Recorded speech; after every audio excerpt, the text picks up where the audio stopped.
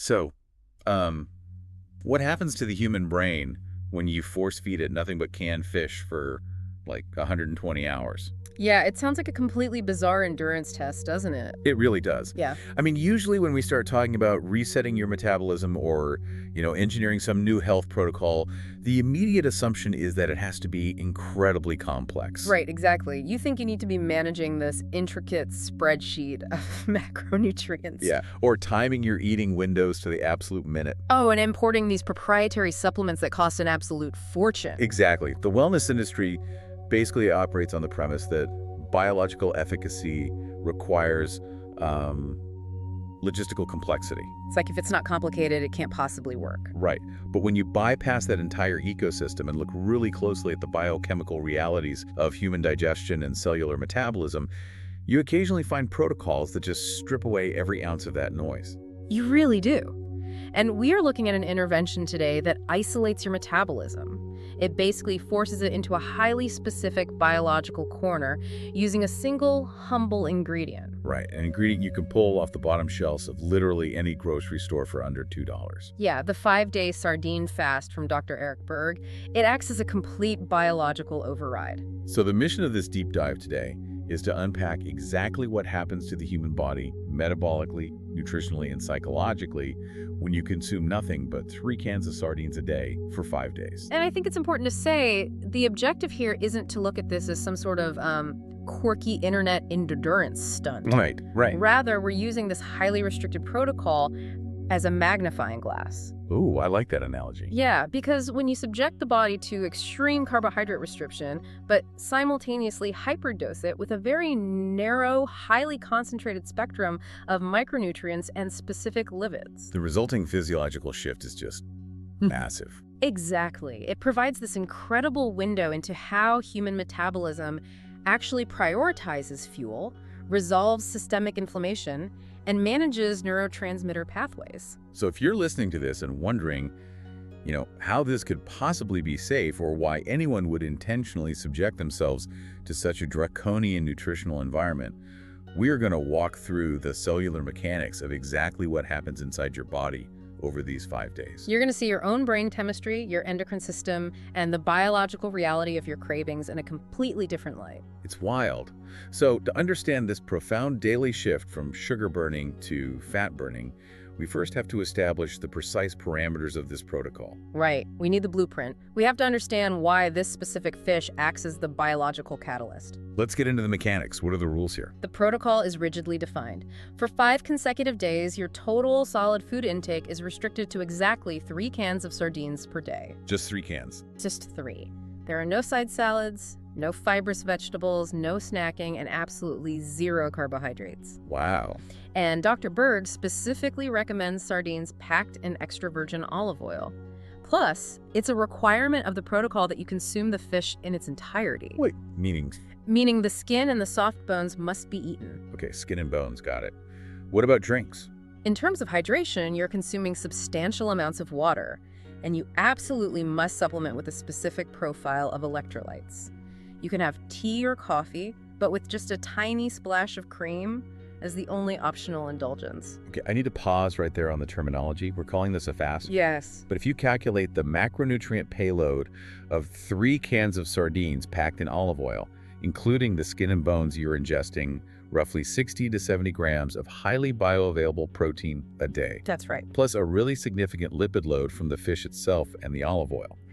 So from a purely metabolic standpoint, how can we legally categorize this as a fast? That's a great question. Because when you ingest that much protein, you're stimulating digestion, you're triggering the release of stomach acid and proteolytic enzymes, right? Yes, you swear. And you're activating the mTOR pathway, which signals cellular growth and protein synthesis.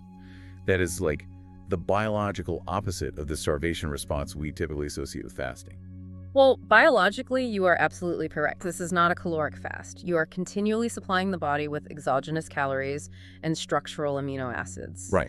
However, we have to look at how the body actually senses energy availability. While the protein activates muscle protein synthesis pathways like mTOR, the absolute absence of carbohydrates and sugar mimics the precise endocrine response of a water fast. Oh, I see. So it's about the hormones. Exactly. You are engineering a profound drop in blood glucose and a subsequent cratering of your baseline insulin level. Okay, so it's essentially a sensory and carbohydrate fast. You're cutting the power to the glucose-dependent metabolic machinery. Yes, but you're still providing the fundamental raw materials required to prevent the catabolism or breakdown of your lean tissue. It's a biological factory reset, a controlled deprivation. You're turning off the delivery of all varied raw materials and forcing the factory to run on a single, monotonous, hyperdense fuel source. Which brings us to the payload itself. Because sardines are largely ignored in mainstream medicine and modern dietary culture. Yeah, they're often dismissed as unpalatable or just viewed as this outdated survival ration. But when you look at the actual biochemistry of what is inside that tin, it is staggering. We established the 60+ grams of protein across the 3 cans, which is fantastic high-quality protein. But the protein is merely the scaffolding here, isn't it? Exactly. The active therapeutic agents in this protocol are the lipids. The primary mechanism of action is driven by the fat profile. Specifically, the long-chain omega-3 fatty acids, right? Eicosapentaenoic acid, or EPA, and docosahexaenoic acid, or DHA. Spot on. And to understand why this protocol yields such rapid physiological changes, you really have to look at the baseline inflammatory state of the modern human. Which is pretty terrible for most of us. It is. The vast majority of people are operating with an incredibly skewed ratio of omega-6 fatty acids to omega-3 fatty acids. Right. We evolved maintaining a physiological ratio of roughly 1-to-1, historically speaking. We did. But because the modern food supply is saturated with refined seed oils and ultra-processed ingredients, people are walking around with a cellular ratio of 20-to-1. Wow. Heavily biased toward the omega-6s. Heavily. And those omega-6s are the precursors to pro-inflammatory eicosanoids. They literally provide the molecular building blocks for systemic inflammation. So when your cellular membranes are just loaded with omega-6 arachidonic acid, your body is primed to overproduce inflammatory signaling molecules. Exactly. Things like prostaglandins and leukotrienes. This manifests as chronic joint pain, endothelial dysfunction, and neuroinflammation. Which we commonly experience as brain fog. Yes. Now, consider the biochemical counterattack. A single can of these sardines contains roughly 900 milligrams of EPA and DHA. Okay, let's do the math there. Over the course of a day on this protocol, consuming 3 cans, you are saturating your system with 2,700 milligrams of these specific long-chain omega-3s. And Dr. Berg characterizes this not just as a nutritional supplement, but as a therapeutic dose. A pharmacological effect, basically. Yes. At 2,700 milligrams daily, the EPA and DHA aggressively compete with the omega-6 arachidonic acid for the exact same metabolic enzymes. The cyclooxygenase, or COX enzymes, right? Right. By physically crowding out the omega-6s at those enzymatic receptor sites, the EPA and DHA actively halt the production of those inflammatory prostaglandins. So you're introducing a massive biochemical blockade against systemic inflammation. That is incredible. It is, and the payload extends way beyond just the lipids. Right, because Dr. Berg dictates that the bones and skin must be consumed. Which is huge. The skeletal structure of the sardine provides calcium, hydroxyapatite, and phosphorus in the exact biological ratio required for optimal absorption by your bones. And the vitamins are off the charts. One single can provides over 300% of the recommended daily intake of vitamin B12. So on this protocol, you're flooding your system with nearly 1,000% of your daily B12 requirement. That provides immense support for the synthesis of myelin sheaths in your nervous system. Plus, you've got substantial quantities of vitamin E, phosphorus, taurine, and a highly significant dose of the trace mineral selenium. Which we will get into later because it's crucial. But basically, you have this hyperdense anti-inflammatory intervention masquerading as a simple $2 tin of fish. Okay, so the parameters are set and the nutritional profile is clear. But let's be real, the physiological reality of actually executing this protocol is jarring. Oh, it is an absolute shock to the system. Because when you cease all exogenous carbohydrate intake on day 1, your body does not seamlessly transition to a new fuel source. No, it experiences acute metabolic shock. To understand the severity of the first 24 to 48 hours, we have to look at hepatic or liver metabolism. Right, because your liver functions as the primary reservoir for readily accessible glucose, storing it in a polymerized form called glycogen. Exactly. And when you eliminate dietary carbohydrates, your body still requires glucose to maintain baseline functions. Specifically for the red blood cells in the brain, at least initially, right? Yes. So it immediately upregulates glycogenolysis, enzymatically breaking down that stored liver glycogen and releasing it into the bloodstream. But the limitation is volume. Exactly. The human liver can only store roughly 100 to 120 grams of glycogen. So on a zero carbohydrate protocol like this Sardine Fast, you will entirely deplete that liver reserve within the first 24 hours. And once that localized supply is exhausted, the metabolic environment drastically shifts. But there is a concurrent physical mechanism that you need to be aware of here. Oh, is this what explains the rapid, almost alarming weight loss seen in the first 48 hours? Yes, exactly. It's about water weight. Right, because glycogen is an incredibly hydrophilic molecule. It doesn't sit in the liver as a dry powder. No, it doesn't. For every single gram of glycogen your body stores, it simultaneously sequesters roughly 3 to 4 grams of water just to hydrate that molecule. Wow. So when your body breaks down and burns that 120 grams of liver glycogen, you're concurrently releasing and excreting nearly half a liter of bound water. At least. Furthermore, as your blood glucose levels fall, your pancreatic insulin secretion drops proportionally. And insulin acts directly on the kidneys, right? It does. It instructs them to reabsorb sodium. But when insulin plummets, that signal is removed. The kidneys immediately begin dumping sodium into the urine, and water just follows the sodium. So this dual mechanism, the glycogen depletion and the renal sodium excretion, results in a profound fluid loss. A massive diuresis. You'll step on the scale on day 2 and observe a loss of 3 to 5 pounds. Which is highly motivating. But it's vital to recognize that this initial drop is entirely water and excreted electrolytes, not body fat. Right. And this is key, that fluid flush is the prerequisite for the actual metabolic shift. Because it's the suppression of baseline insulin that finally disinhibits hormone-sensitive lipase. Exactly. As long as insulin is elevated, your fat cells are biochemically locked. So once the liver is empty and insulin bottoms out, your body recognizes the energy deficit and pivots to its secondary, vastly larger fuel reservoir. Your fat cells, your ibocytes, begin releasing free fatty acids into the bloodstream. And those travel to the liver, where they undergo beta oxidation. Right. Because carbohydrate metabolism is completely halted, the liver converts these fatty acids into ketone bodies. Specifically beta-hydroxybutyrate and acetoacetate. Yes. So by day 2, you're officially entering systemic ketosis. You are continuously burning your own stored body fat for baseline energy, while the 60 grams of sardine protein preserves your lean muscle mass. Okay, so that is the biological reality occurring at the cellular level. But the psychological reality experienced by the person actually attempting this on day 1 and day 2 is usually pretty brutal. Oh, it's incredibly tough. Because while the cells are beginning to transition fuels, the central nervous system is experiencing a profound neurochemical deficit. And this brings us to a fascinating detail from Dr. Berg, the concept of dopamine hunger. Yes, which requires a deep dive into how modern neurobiology interacts with our hyperpalatable diets. Because when you reach the afternoon of day 1 or wake up on day 2, you are likely going to experience an overwhelming ravenous urge to eat something else.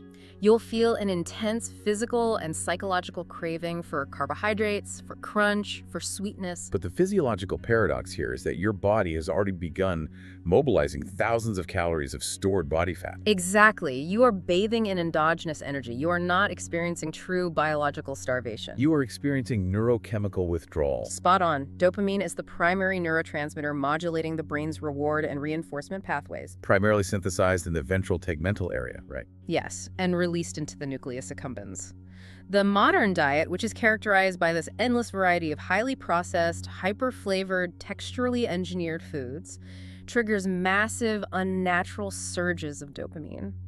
So we have basically conditioned our neural pathways to expect a profound neurochemical reward every single time we consume a meal.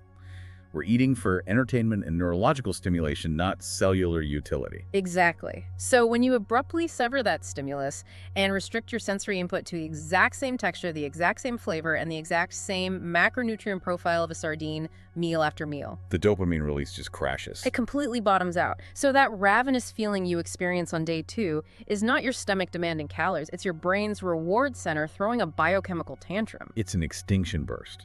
Your brain is desperately signaling for variety variety because it is craving the dopamine spike that variety provides. Recognizing that distinction is the psychological linchpin of surviving the initial transition. Yeah, when you feel that aggressive hunger on day 2, you really have to cognitively reframe it. My cells are not starving, my nucleus accumbens is just bored. It's a great way to put it. But alongside the neurochemical withdrawal, the physical shift into ketosis brings the very real threat of what is colloquially known as the keto flu. Which is why the protocol mandates electrolyte supplementation. Absolutely non-negotiable.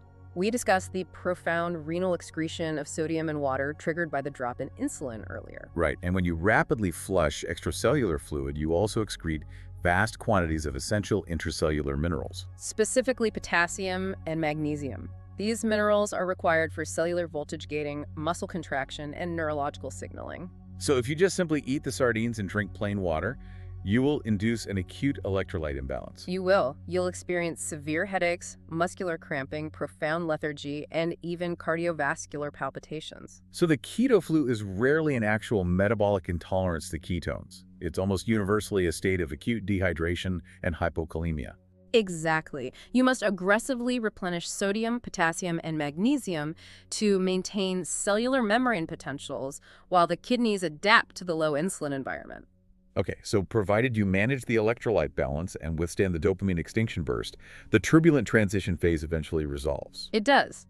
By the time you wake up on day 3, the acute physiological shock has passed. The body stops fighting the protocol and starts optimizing it. And this leads to a cascade of hormonal and metabolic shifts. Dr. Berg refers to this state on day 3 as having ketones fully online. Yes. The enzymatic machinery in your brain and skeletal muscle has fully upregulated to utilize the ketone bodies being produced by your liver. Now, the brain is a highly energy-demanding organ, and while it cannot directly oxidize fatty acids, it readily absorbs and utilizes beta-hydroxybutyrate, right? Yes, and in fact, ketones are a more energetically efficient substrate for the brain than glucose. They yield more ATP per molecule of oxygen consumed. So the immediate experiential result is the rapid lifting of the cognitive fog. Completely. The fluctuating energy crashes associated with glucose and insulin spikes are entirely eliminated. They're replaced by a sustained, highly dialed-in mental clarity. But I think the most profound shift that occurs on day 3 relates to appetite regulation. Let's talk about the endocrine signaling originating in the gastrointestinal tract. You're talking about the hormone ghrelin. Exactly. Ghrelin is synthesized by the endocrine cells in the gastric mucosa, and it serves as the primary appetite-stimulating hormone. Right. It acts on the hypothalamus to drive food-seeking behavior. Under normal dietary conditions, ghrelin levels spike before a meal, driving hunger, and fall after you eat. But the biochemistry of deep ketosis overrides this cyclical mechanism. It really does. When beta-hydroxybutyrate levels rise significantly in the bloodstream, they actively modulate the ghrelin receptors in the hypothalamus. So the presence of high-circulating ketones basically signals to the brain that the body is currently consuming a massive meal, its own body fat. Yes. Consequently, the systemic production of ghrelin is profoundly suppressed. The biological irony of this protocol is undeniable. It's so ironic. You're eating only a fraction of your normal calories, relying on a deeply monotonous food source. Yet by day 3, you stop caring about food entirely. The drive to seek food evaporates because the endocrine signal has been chemically muted by the very ketones your body is producing. And on top of that, because the protocol contains 0 fermentable carbohydrates, 0 fiber, and 0 sugar alcohols, the microbiome has nothing to rapidly ferment into gas. So the acute bloating and gastrointestinal distension common on varied diets completely resolve. You reach a state of deep neurological and gastrointestinal quiet. It's fascinating. But while the gut rests, the basal metabolism is actually being aggressively optimized, which brings us to a really crucial focus piece: the relationship between the trace mineral selenium, abundant in the sardine, and the function of the thyroid gland. This is a massive piece of the puzzle. The thyroid gland acts as the master regulator of your basal metabolic rate. It produces thyroxine, or T4, right, which is essentially a prohormone. Exactly. T4 is metabolically inactive. It does not directly stimulate cellular energy expenditure. To become active, T4 must be enzymatically converted into triiodoscyronine, or T3. And T3 is the biologically active hormone that binds to cellular receptors and upregulates mitochondrial activity. Right. Now, the enzymes responsible for that conversion are called iodothioneine deiodinases. A bit of a mouthful, but the critical detail here is that these enzymes are selenoproteins. Yes.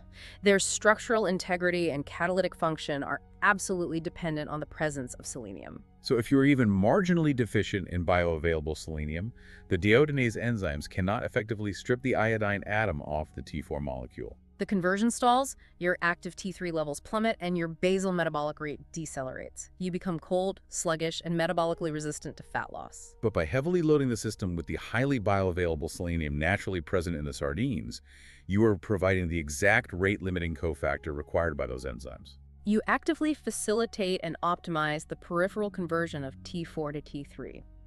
Your circulating levels of active thyroid hormone stabilize or even increase, ensuring your cellular metabolic rate remains robust despite the caloric deficit. Which introduces a really fascinating biological contradiction. Normally, when you subject the body to a severe caloric deficit or a prolonged fast, people end up freezing their toes off. Right, the sympathetic nervous system downregulates. Blood flow is shunted away from the extremities to preserve core temperature. But Dr. Berg claims that on this specific protocol, individuals frequently report feeling physically warmer. Why is that? It isn't just an illusion, it's the result of a highly specific biochemical synergy between the optimized T3 levels we just talked about and the massive influx of EPA and DHA omega-3. How do those two interact? The intersection of those two compounds actively upregulates a very specific type of tissue, brown adipose tissue or brown fat. Oh, wow. Now, unlike white adipose tissue, which basically just serves as an inert storage depot for excess fat, brown fat is highly metabolically active, right? Yes. Its defining characteristic is an extreme density of mitochondria. However, these specific mitochondria contain a protein called uncoupling protein 1, or UCP1. Okay, and in normal cellular respiration, mitochondria use the electron transport chain to generate ATP, the energy currency of the cell. But UCP1 effectively short-circuits that process. It uncouples the electron transport chain from ATP synthesis, causing the mitochondria to rapidly burn through fatty acids and release the energy entirely as heat. Which is known as non-shivering thermogenesis. Exactly. The pharmacological dose of EPA and DHA from the sardines, combined with the optimized T3 thyroid hormone facilitated by the selenium, acts synergistically as a powerful chemical agonist for UCP1 expression. Meaning you are actively turning on the uncoupling proteins in your brown fat deposits. Your body literally begins stoking an internal metabolic furnace. It pulls free fatty acids from your white adipose stores and incinerates them specifically to generate thermal energy. That is wild. You are not cold because you are aggressively upregulating endogenous heat production, which concurrently drives even further fat loss. Exactly. So we're looking at a cascade of deeply intricate metabolic optimizations. And by the time you transition into day 4 and day 5, the internal metabolic and hormonal optimization naturally begins to manifest as undeniable, visible external changes. The physical changes become super obvious. The most immediate visual marker is the rapid alteration in facial structure and skin quality. The reduction in facial puffiness is partially driven by that continuous renal excretion of extracellular fluid we discussed earlier. But the alteration in the skin itself is driven by the lipid profile. Because the epidermis relies on a robust lipid bilayer to maintain barrier function and retain hydration. Right. When you eliminate all those highly oxidized, pro-inflammatory omega-6 seed oils from your diet and replace them entirely with the structural EPA and DHA omega-3s from the sardines, those marine lipids are physically incorporated into the cell membranes of your skin cells. So the cellular membranes become more fluid, more resilient, and highly anti-inflammatory. Resulting in what many describe as a visible glowing, a clearing and vibrancy of the skin. It's amazing. But beyond the dermatological changes, one of the most consistently reported phenomena on day 4 is the profound relief of articular joint pain. Yes. And if you understand the biochemistry of the COX enzymes we discussed earlier, how the 2,700 milligrams of EPA and DHA physically block the arachidonic acid cascade, the joint relief makes perfect mechanical sense. You have effectively starved the synthesis of prostaglandin E2, right? Yes, which is the specific lipid mediator responsible for driving swelling, redness, and pain signaling within the synovial fluid of the joints. Without the continuous biochemical fuel of omega-6s, the localized inflammation in the knees, lower back, and hands simply dissipates. That alone is a massive win for a lot of people. It absolutely is, but the systemic calm achieved by day 4 is not purely physical. It extends deeply into the central nervous system. Right, the neurological quietness of the latter half of this protocol. To understand this, we have to examine another highly concentrated micronutrient within the sardine, the amino acid taurine. Yes, taurine is frequently misunderstood as a stimulant due to its inclusion in commercial energy drinks. But its actual neurobiological function is profoundly inhibitory. It functions as a potent neuromodulator. It's highly concentrated in the brain, where it interacts directly with the GABAergic system. Right. Gamma-aminobutyric acid, or GABA, is the primary inhibitory neurotransmitter in the mammalian central nervous system. When GABA binds to its receptors, it opens ion channels that allow negatively charged chloride ions to flood into the neuron.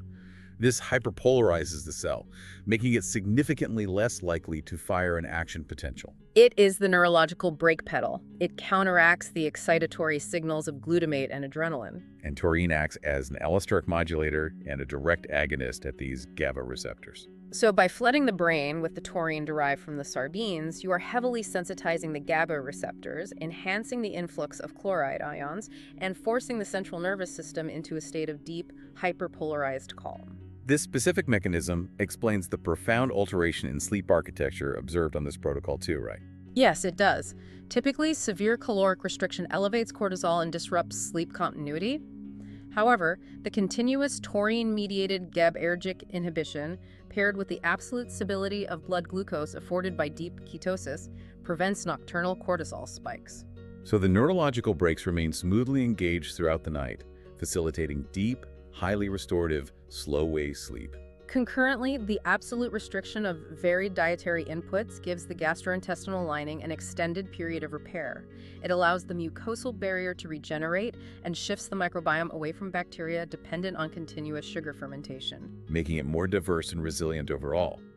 So as the listener reaches the climax of the protocol on day 5, the sum total of these biochemical interventions presents a formidable biological turnaround for a mere 120-hour window. The tissue ratio of omega-3 to omega-6 is vastly improved.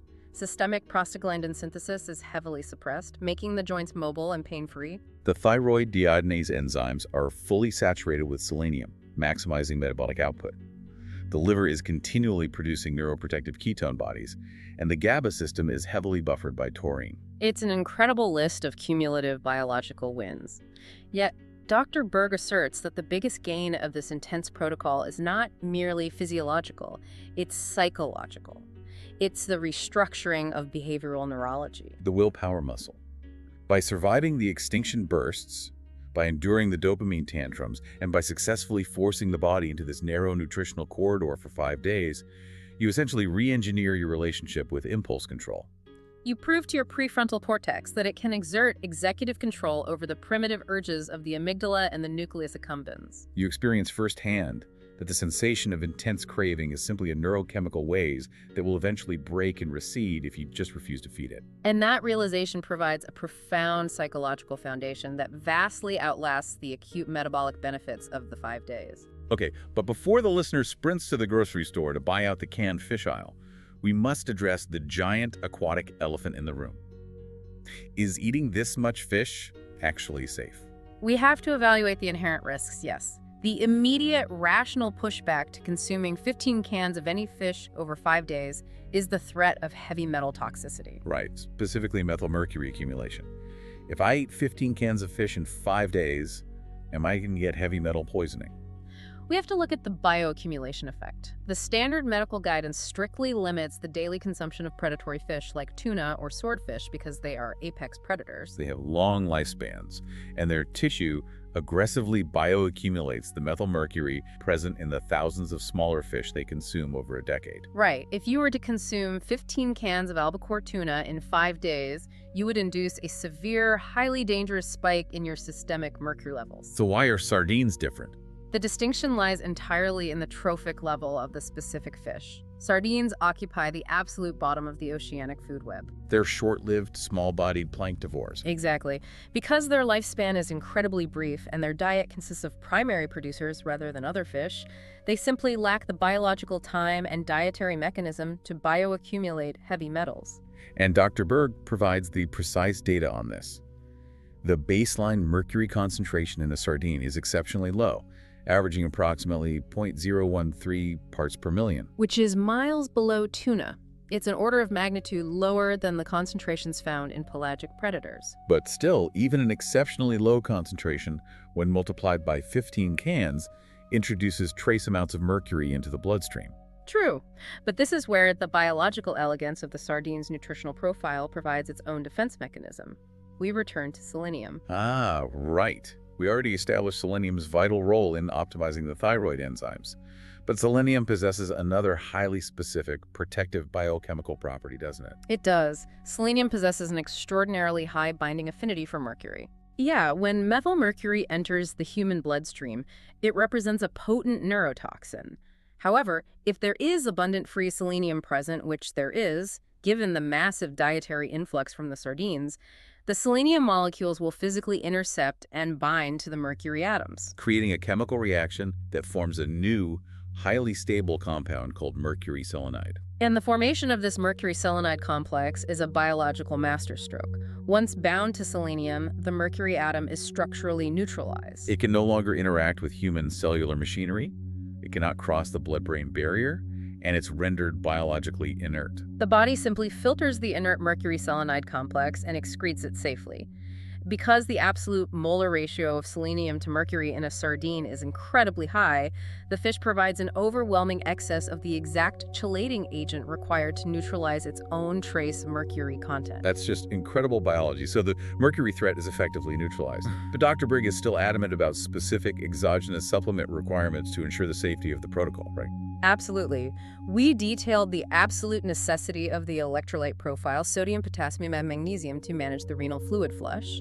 But you must also aggressively supplement a B vitamin complex. With a critical emphasis on vitamin B1 or thiamine. Why is that one so important if the fish already has so much B12? Because while the sardine provides immense quantities of B12, it does not provide the full spectrum of B vitamins required to manage systemic metabolic stress. Thiamine is an essential cofactor for the pyruvate dehydrogenase complex. Which is the enzymatic gateway that allows cells to metabolize carbohydrates. Exactly. If you deplete your thiamine stores during the fast and then suddenly reintroduce carbohydrates on day 6, the cellular machinery will stall, leading to a dangerous accumulation of lactic acid and potentially severe neurological complications. which leads directly to the most critical phase of the entire intervention, the exit strategy. You cannot abruptly terminate a zero-carbohydrate, low-volume, highly restricted protocol by consuming highly processed, complex meals. Right, I mean, think about it. Your gastrointestinal tract has been operating in a highly specialized dormant state. The pancreas has dramatically downregulated the production of amylase, the enzyme required to cleave complex carbohydrate chains. And the brush border enzymes in the small intestine are entirely unadapted to processing massive fiber loads or concentrated glucose. So if you suddenly flood that dormant machinery with a dense carbohydrate-heavy meal, the system will violently reject it. You will induce profound gastrointestinal distress, extreme osmotic diarrhea, and severe cramping. And more dangerously, because your cellular insulin sensitivity has been aggressively upregulated during the 5 days of ketosis, a sudden influx of refined carbohydrates will trigger an explosive, highly disproportionate insulin spike, leading to severe reactive hypoglycemia and cellular shock. The refeeding process must be highly deliberate. Yes, to slowly prime the enzymatic machinery. Dr. Berg dictates a gradual reintroduction over 24 to 48 hours, beginning with highly bioavailable, easily digestible substrates. Like bone broth, pasture-raised eggs, maybe small portions of lean, unprocessed protein. And perhaps thoroughly cooked, low-starch vegetables. You must incrementally awaken the digestive pathways before introducing any significant carbohydrate or fiber load. And it is imperative to state clearly, this level of metabolic manipulation requires baseline physiological resilience. Yes. Anyone with compromised renal function, hepatic impairment, or existing glycemic instability must consult a physician and secure medical clearance before attempting to force their metabolism into such a restrictive state. It is a profound systemic intervention that leverages extreme restriction to force cellular adaptation. It really is. So when you look back at the incredible journey of this 5-day protocol that we've unpacked, the rapid depletion of hepatic glycogen initiating the pivot to fat burning, the massive infusion of marine omega-3s structurally displacing pro-inflammatory arachidonic acid, The selenium-driven optimization of the thyroid deiodinase enzymes amplifying that brown fat thermogenesis. And the taurine-mediated hyperpolarization of the GABA receptors, inducing that profound neurological quiet. It reveals a fascinating truth about human biology. The machinery is incredibly responsive when you just remove the static. It is, and that leads to a profound concluding realization. If restricting the human body to a purely utilitarian fuel source, providing only the exact amino acids, specific lipids, and trace minerals required for cellular function, while entirely eliminating the neurochemical spikes of varied hyperpalatable foods can so radically resolve systemic inflammation, eliminate joint pain, and completely reset our baseline neurotransmitter function in just 120 hours. It forces a critical evaluation of our baseline state. It demands that you ask yourself a fundamental question about your daily existence. When you look at the modern diet, characterized by an endless pursuit of flavor variety, textural complexity, and constant snacking, are you actually providing the precise biochemical substrates your cells require to function? Or have you simply turned your digestive system into a delivery mechanism for the sole purpose of entertaining your brain's dopamine receptors? Are we eating for fuel, or are we just eating for dopamine? Something to carefully consider the next time you feel the urge to eat. Thanks for joining us on this deep dive. We'll catch you next time.